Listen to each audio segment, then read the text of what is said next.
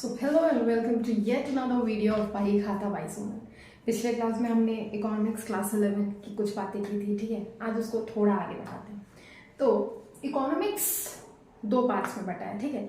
अब देखो, जब हम लोग पढ़ते थे ना क्लास 11-12 में थे, तब माइक्रो इकोनॉमिक्स और मैक्रो इकोनॉमिक्स दोनों ही हम क्लास 12 में पढ़ते थे और 11th में था इंडियन इकोनॉमी और स्टैट्स। लेकिन अब क्योंकि सिलेबस चेंज हो गया है तो इंडियन इकोनॉमी और मैक्रो इकोनॉमिक्स, ये मैक्रो इकोनॉमिक्स और इंडियन इकोनॉमी आप क्लास 12 में पढ़ोगे। अभी फिलहाल आप माइक्रो इकोनॉमिक्स और स्टैटिस्टिक्स पढ़ रहे हो, ठीक है। इकोनॉमिक्स को दो पार्ट में बांटा गया है, micro economics and macro economics. तो दोनों में डिफरेंस क्या है वो जल्दी से जानते हैं, ठीक है। तो देखो, जैसे कि मैंने बताया था, economics, father of economics Adam Smith, ठीक है। तो वैसे ही father of micro economics Alfred Marshall and father of macro economics होता है कौन है? जॉन मेनार्ड कीन्स, ठीक है। Keynes father of macro economics and Alfred Marshall father of micro economics. और अगर केवल इकोनॉमिक्स फादर ऑफ इकोनॉमिक्स आया तो एडम स्मिथ, ठीक है। अब जल्दी से दोनों के बीच डिफरेंस जानते हैं, ठीक है।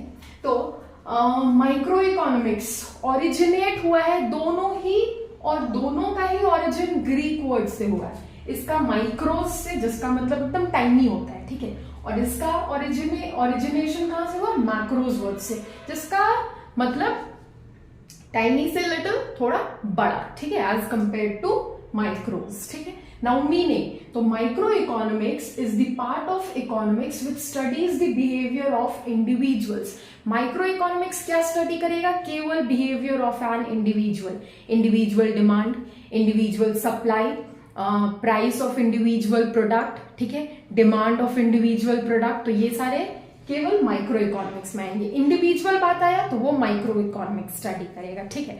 Now macro economics, the part of economics which studies the behaviour of aggregates. तो मैक्रो इकोनॉमिक्स अगर ये इंडिविजुअल की बातें करेगा, एक सेकेंड देखो, अगर ये इंडिविजुअल की बातें करेगा तो ये बात करेगा एग्रीगेट्स का, ठीक है। मतलब as a world as a whole, ठीक है। डिमांड कैसा है, सप्लाई कैसा है, नेशनल इनकम कैसे है अलग अलग कंट्रीज के, ठीक है। या फिर दो प्रोडक्ट्स का बात करेगा, मतलब एक से ज्यादा पूरा मार्केट का बात करेगा, ठीक है। फिर उसके बाद है tools.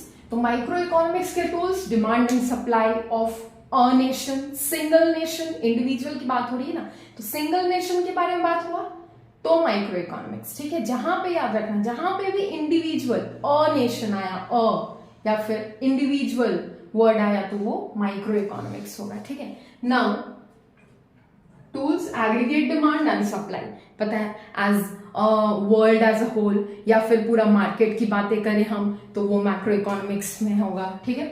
Now other name, micro economics का अदर नेम प्राइस थ्योरी, और मैक्रो इकोनॉमिक्स का income and expenditure. Father micro economics का क्या, अभी मैंने बताया, Alfred Marshall, and micro economics John Maynard Keynes, ठीक है। नाउ एग्जांपल, अगर individual income, individual demand, individual supply, individual output की बातें करें तो वो एग्जांपल हो जाएगा माइक्रो इकोनॉमिक्स का। और अगर पूरे नेशन का, ठीक है, पूरे नेशन का हम अगर नेशनल इनकम कैलकुलेट कर रहे हैं तो वो एग्जाम्पल हो जाएगा मैक्रो इकोनॉमिक्स का। या फिर नेशनल आउटपुट, ठीक है, या फिर एक से ज्यादा मार्केट को स्टडी कर रहे हैं तो वो मैक्रो इकोनॉमिक्स का एग्जाम्पल हो जाएगा, ठीक है। नाउ इसके बाद हमारा नेक्स्ट टॉपिक है पॉजिटिव एंड नॉर्मेटिव इकोनॉमिक्स। तो उसका भी डिफरेंशिएशन चार्ट ऐसे ही बनाएंगे, फिर उसका अच्छे से समझेंगे, ठीक है। तब तक आप इसको कॉपी करो, चलिए। नाउ सी, इकोनॉमिक्स को अगेन दो पार्ट्स में बांटा गया है, positive economics and normative economics, ठीक है। अब दोनों के बीच जल्दी से डिफरेंशिएशन जानते हैं, ठीक है। तो पहला पॉजिटिव इकोनॉमिक्स, देखो दोनों ही पार्ट ना इकोनॉमिक्स, ये पॉजिटिव और नॉर्मेटिव दोनों ही प्रॉब्लम्स के बारे में बात करते हैं, इकोनॉमिक प्रॉब्लम्स, ठीक है। लेकिन पॉजिटिव करंट सिचुएशन का बात करता है कि अभी फिलहाल क्या प्रॉब्लम है, और नॉर्मेटिव इकोनॉमिक्स फ्यूचर का बात करता है कि फ्यूचर में क्या प्रॉब्लम हो सकता है। ठीक है, फ्यूचर का बात कौन करता है, नॉर्मेटिव इकोनॉमिक्स, और करंट प्रॉब्लम की बातें करता है पॉजिटिव इकोनॉमिक्स। मीनिंग पढ़, समझ में आएगा। ठीक है, meaning positive economics deals with what is and how the economic problem should B solved. Actually ये किससे डील करता है कि प्रॉब्लम अभी फिलहाल क्या है और उसको सॉल्व कैसे किया जा सकता है। ठीक है, एक्चुअली अभी फिलहाल कैसे सॉल्व किया जा सकता है। And normative economics deals with what ought to be and how the economic problem should be solved in future. और नॉर्मेटिव इकोनॉमिक्स डील करता है कि क्या प्रॉब्लम हो सकता है इन फ्यूचर, और अगर ये प्रॉब्लम हुआ तो उससे कैसे डील किया जाएगा, कब, इन फ्यूचर। ठीक है, नाउ वेरिफिकेशन, क्योंकि पॉजिटिव इकोनॉमिक्स अभी करंट प्रॉब्लम्स पे बेस्ड है ना, तो करंट प्रॉब्लम्स पे अगर बेस्ड है तो current datas, facts, figures available होंगे मेरे पास। ठीक है, तो इसको हम इजीली वेरीफाई कर सकते हैं। अगर डेटाज, फैक्ट्स, फिगर्स आपके पास अभी प्रेजेंटली किसी भी चीज का अवेलेबल है, आप क्विकली वेरीफाई कर सकते हो। ठीक है, लेकिन नॉर्मेटिव इकोनॉमिक्स वेरीफाइबल नहीं होता है। क्यों? क्योंकि ये फ्यूचर की बातें करें ना, फ्यूचर के डेटाज, फैक्ट्स, फिगर्स हमको अभी कैसे, प्रेजेंट में कैसे अवेलेबल होंगे, जब फैक्ट्स, डेटाज, फिगर्स है ही नहीं तो किस बेसिस पे हम इसको वेरीफाई करेंगे। ठीक है, तो इसीलिए वो वेरीफाइबल नहीं होता है। नाउ सजेस्टिव, क्योंकि current datas, facts and figures पे बेस्ड है पॉजिटिव इकोनॉमिक्स, इसलिए ये सजेस्टिव नहीं हो सकता है। ऐसा थोड़ी ना हम कह सकते हैं कि ऐसा करना चाहिए, अगर ये प्रॉब्लम हुआ तो ऐसा करना चाहिए। नहीं, क्यों करना चाहिए, प्रॉब्लम है अगर ऐसा करना चाहिए तो अभी फिलहाल उसको ऐसे सॉल्व करो ना, फिलहाल सॉल्व करो उसको। ठीक है, नाउ नॉर्मेटिव इकोनॉमिक्स, क्योंकि फ्यूचर की बातें हो रही है तो सजेस्टिव हो सकता है कि अगर ऐसा प्रॉब्लम हुआ तो हम ऐसे इसको करेक्ट कर सकते हैं, सॉल्व कर सकते हैं, इससे डील कर सकते हैं। ठीक है, एग्जाम्पल, पॉजिटिव इकोनॉमिक्स करंट की बातें कर रहा है तो सॉलिड एग्जाम्पल होगा, prices in Indian economy are rising continuously. और फिर नॉर्मेटिव इकोनॉमिक्स फ्यूचर की बातें कर रहा है तो फिर इसका एग्जाम्पल होगा, India should take steps to control the price rise. Should take step in future. ठीक है, इंडिया शुड टेक स्टेप, और यहाँ पे prices in Indian economy are rising. तो ये differentiation chart positive and normative economics सुनो, important है। ठीक है, इसलिए नोट डाउन करो। फिर आते हैं इस चैप्टर का लास्ट और छोटा सा टॉपिक पे। ठीक है, सो नाउ आज का हमारा लास्ट टॉपिक है अपॉर्चुनिटी कॉस्ट। तो देखो मीनिंग लिखा है, it is defined as the price of the next best alternative for work. कुछ नहीं समझ में आया, चलो ठंड पाओ, अभी समझाते हैं। ठीक है, फॉर एग्जाम्पल एक डॉक्टर है, ठीक है, जिसका अपना एक क्लिनिक है। ठीक है, क्लिनिक है, डॉक्टर है, वो उस क्लिनिक से, पर्सनल क्लिनिक है इसका। ठीक है, तो उस क्लिनिक से ये 1 लाख पर मंथ इनकम हो रहा है इसको। ठीक है, नाउ इसके पास दो ऑफर्स आए, ही गॉट 2 ऑफर्स। ठीक है, number 1 offer to be head of department in a medical college. ठीक है, और यहां से इसको पर मंथ ऑफर आया था 1,20,000 का। ठीक है, 2 ऑफर आए इसको। पहला ऑफर है to be head of department in a medical college, और कितने का ऑफर था, 1,20,000 पर मंथ का, पर मंथ है। ठीक है, नाउ सेकेंड ऑफर है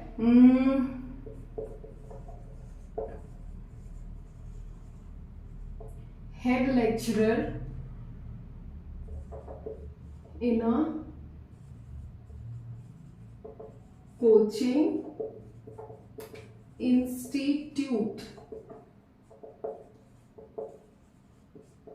ठीक है, एंड सेकेंड ऑफर है to be head lecturer in a coaching institute, और कितने का ऑफर था, 1,50,000 का। ठीक है, तो अब इसके पास 3 ऑफर्स हैं। एक तो पहला इसका खुद का क्लिनिक, जहां से वो ये 1 लाख पर मंथ इनकम हो रहा था इसका, ठीक है। नाउ 2 ऑफर्स आए, तो एक HOD, एक मेडिकल कॉलेज में हेड ऑफ डिपार्टमेंट बनने का, ठीक है, और कितने का ऑफर था, 1,20,000। Now second, head lecturer in a coaching institute, और वहां से कितने का ऑफर था, 1,50,000। तो इमीडिएटली ये बंदा क्या करेगा, ये डॉक्टर 1,50,000 को ही ना चूज करेगा, क्योंकि ज्यादा इनकम तो इसका यहीं से होगा, ठीक है, as compare to these both, ठीक है। तो अगर इसको अभी भूल जाओ, ठीक है। नाउ इसके अलावे इन दोनों में से कौन सा ऑफर इसके लिए बेस्ट था, ये वाला था 1,20,000। इन दोनों में से जिन ऑफर्स को इसने ठुकराया है, त्याग दिया है कहो तो एक तरह से, ठीक है, तो उन दोनों में से कौन सा ऑफर बेस्ट था, इसके अलावे ये ऑफर बेस्ट था, ठीक है। तो ये कहलाएगा इसका अपॉर्चुनिटी कॉस्ट। क्या कहलाएगा, ये कहलाएगा अपॉर्चुनिटी कॉस्ट। अब देखो क्या है, price of the next best alternative foregone. इसके अलावे ये नेक्स्ट बेस्ट अल्टरनेटिव था इसके लिए, जिसको इसने फॉरगो कर दिया है, त्याग दिया है, ठीक है। तो फॉरगॉन का मतलब क्या होता है, त्यागना, ठीक है। इसके अलावे 1,50,000 के अलावे ये बेस्ट अल्टरनेटिव था, नेक्स्ट बेस्ट अल्टरनेटिव था, जिसको इसने फॉरगो कर दिया, त्याग दिया, तो ये हो जाएगा अपॉर्चुनिटी कॉस्ट, ठीक है। समझ में आया? चलो एक और एग्जांपल लेते हैं, ठीक है।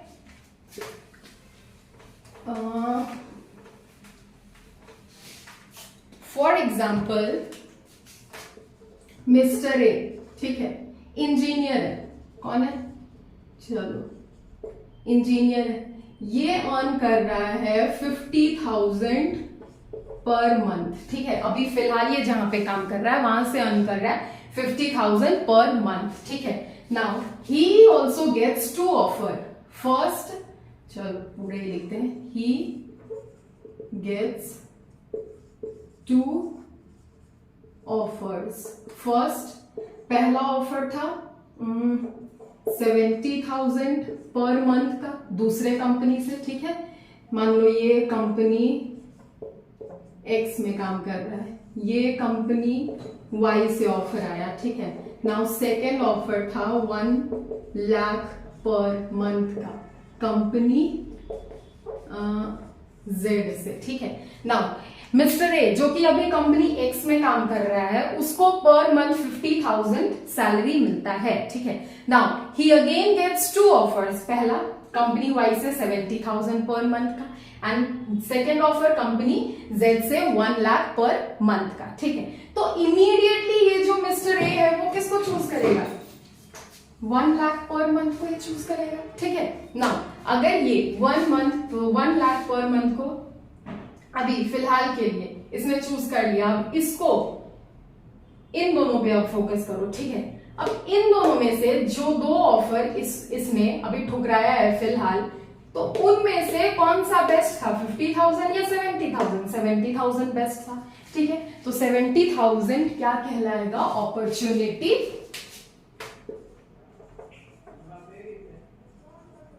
कॉस्ट। क्या कहलाएगा, अपॉर्चुनिटी कॉस्ट। क्यों, price of the next best alternative foregone, इसको इसने सेलेक्ट कर लिया, ठीक है। अब इसके कंपैरिजन में नेक्स्ट बेस्ट अल्टरनेटिव कौन है दोनों में से, ये है जिसको इसने फॉरगो किया है, त्याग दिया है, ठीक है।